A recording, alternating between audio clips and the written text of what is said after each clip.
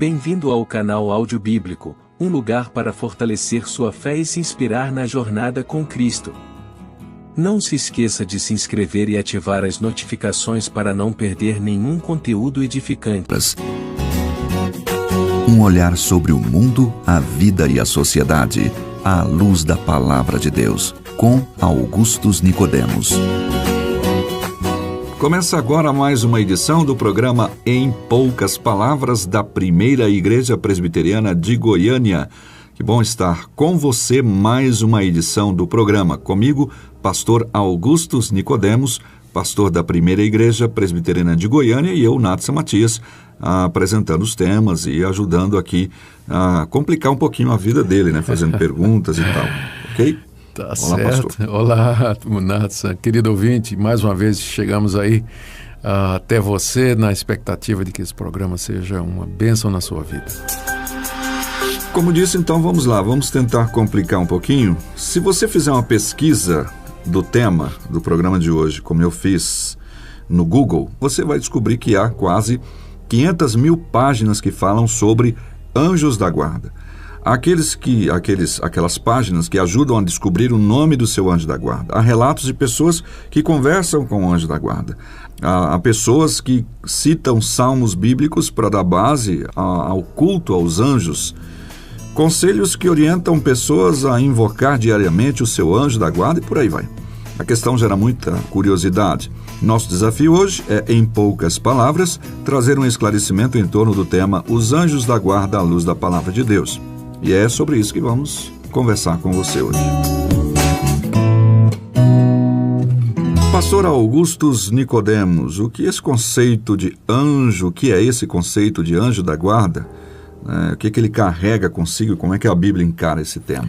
Nathan, eu tenho para mim que quando, na expressão popular, o pessoal fala de anjo da guarda, a ideia é de que Deus designou um determinado anjo para cuidar de determinados indivíduos e deu a este anjo a responsabilidade ou até a capacidade de fazer isso se relacionando diretamente com a pessoa. Então a pessoa chega a ver o anjo, conversar com o anjo, faz ou toma determinadas ações e atitudes com o objetivo de atrair o anjo da guarda e, enfim, uma série agradá-lo, né, de saber o nome dele seria o suprassumo, né, de tudo.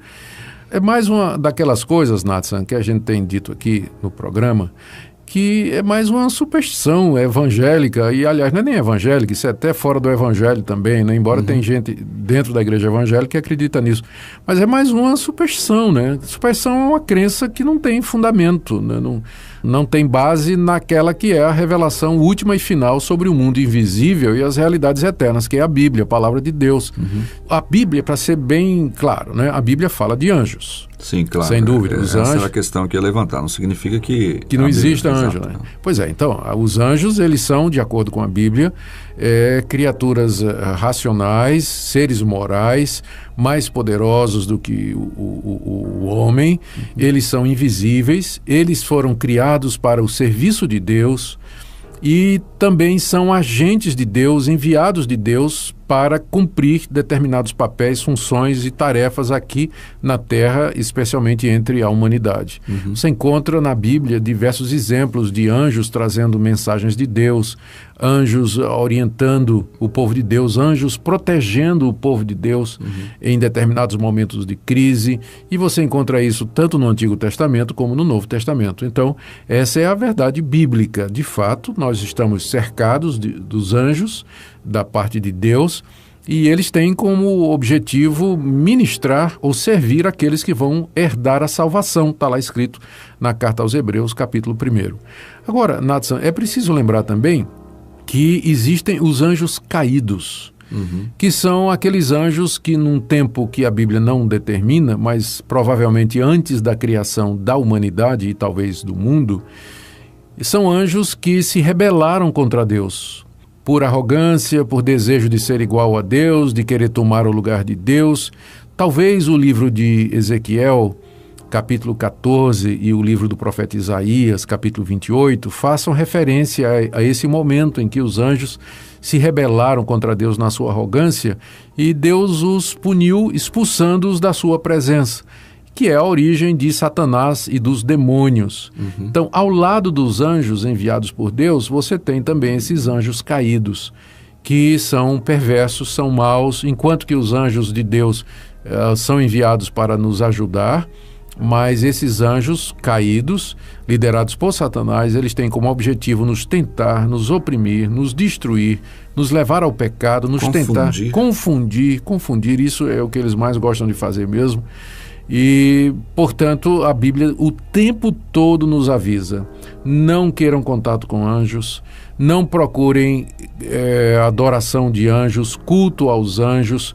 No Novo Testamento, você não encontra nenhuma passagem do Senhor Jesus, nenhuma orientação do Senhor Jesus, dos apóstolos e demais escritores, para que a gente busque contato com os anjos. Ao contrário, nós somos advertidos a ter cuidado com essas manifestações. O apóstolo Paulo diz no início da carta aos Gálatas: ainda que um anjo desça do céu trazendo um outro evangelho, seja maldito. Portanto, nós temos que ficar alertas. O próprio Paulo diz que Satanás se transfigura em anjo de luz, ou seja, com o objetivo de nos enganar. O diabo pode aparecer como anjo da guarda, dizer que foi Deus que mandou e aí trazer ensinamentos, mandar a pessoa fazer coisas que não tem nada a ver com a palavra de Deus. Então, quando eu vejo essa quantidade de literatura a respeito de anjos da guarda, de sites e tudo mais, eu percebo como esse erro é tão espalhado. Um deles que talvez ajudou a popularizar bastante essa questão foi o Frank Peretti, no Este Mundo Tenebroso, né? Que popularizou essa questão para além da Bíblia. Talvez não tenha sido nem a intenção dele, não sei, mas... Acho que não foi, não. Eu li esse livro todinho, foi uma noite só. Eu fiquei tão entusiasmado com a leitura. Eu confesso que li bastante outros livros dele, mas de fato eu acho que as pessoas criaram uma doutrina baseada mais no livro dele do que na Bíblia. Do que na Bíblia, com certeza, não é? Há passagens, Nathan, no Novo Testamento que precisam ser explicadas com relação a isso. Por exemplo, lá em Mateus 18, verso 10, Jesus disse assim: vejam, não desprezem a qualquer destes pequeninos, porque eu vos afirmo que os seus anjos nos céus veem incessantemente a face de meu Pai Celeste. Então, as pessoas pegam uma passagem como essa para dizer, primeiro, que os pequeninos são as crianças e que os anjos delas são os anjos da guarda das crianças. Pessoal, né? Pessoal que fica diante de Deus o tempo todo, trazendo notícia, ou então descendo dos céus à terra para proteger os pequeninos, né? Mas a verdade é que essa passagem, ela não está dizendo que cada criança tem um anjo da guarda. O que essa passagem nos diz é que Deus envia os seus anjos para cuidar do seu povo, pequeninos aí. A palavra pequeninos é usada pelo Senhor Jesus nos evangelhos como se referindo ao seu povo. Por exemplo, em Mateus 10:42, Mateus 18:6, Marcos 9:42, são várias passagens em que o termo pequeninos, na verdade, Jesus usa para se referir aos discípulos, né? E essa passagem, ela se encaixa no ensino geral do Novo Testamento, de que os anjos são enviados por Deus para cuidar dos seus filhos, como está lá em Hebreus 1:14. Então, essa passagem ela não está falando de anjo de guarda para criança, ou enfim.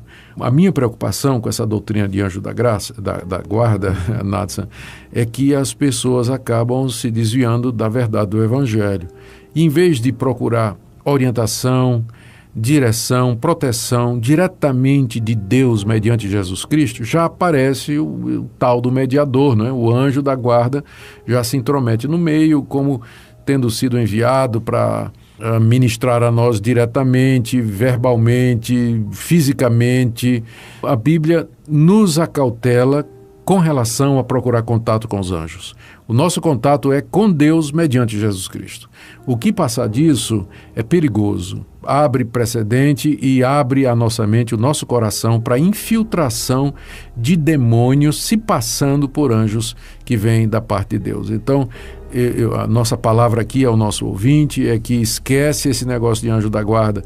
Se há anjos nos protegendo, isso aí é uma coisa que ocorre no mundo espiritual, que não nos é acessível, e nós não temos que procurar contato com estes seres, porque ao fazer isso você pode estar se abrindo para um demônio que está se valendo da sua capacidade de enganar para chegar até o teu coração e desviar você da verdade de Deus. Para requerer uma adoração, né? No final é isso mesmo que eles querem. Então, portanto, querido ouvinte, espero que esse tema tenha te ajudado a entender essas questões que muitas vezes você até mesmo fala sem compreender o que está dizendo, né? O meu anjo da guarda e assim por diante. Na verdade, nós sabemos a palavra de Deus, diz que os anjos do Senhor acampam ao redor daqueles que o amam e o temem, mas isso não significa, como disse o pastor Augustus, que eles devem ser adorados, porque o único que deve ser adorado é o nosso Senhor Jesus Cristo, nosso Deus, único Deus verdadeiro.